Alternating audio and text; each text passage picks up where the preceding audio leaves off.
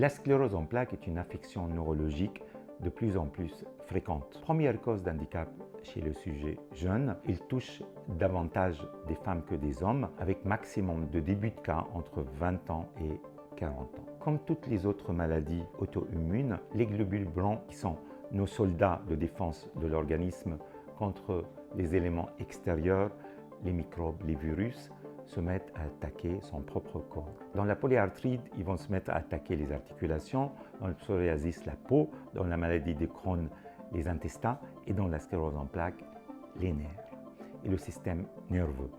Et plus volontiers, les zones qui sont couvertes par la myéline, une couche qui facilite le passage du signal nerveux entre les différentes zones du cerveau. Cette attaque va s'appeler des zones ou des plaques de démyélinisation, qui va évidemment compliquer la transmission dans le système nerveux, induisant plusieurs troubles sensitifs, fourmis, paresthésie, picotement, engourdissement, moteur, avec plutôt des difficultés motrices, déficit moteur, troubles de la marche et troubles de l'équilibre, troubles de déglutition, troubles de parole également. Il y a deux formes de la sclérose en plaques.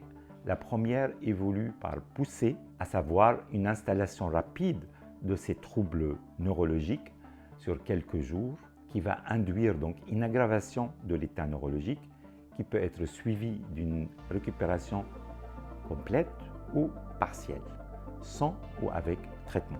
La deuxième forme de la sclérose en plaques est une forme plutôt progressive. Il n'y a pas d'aggravation aiguë.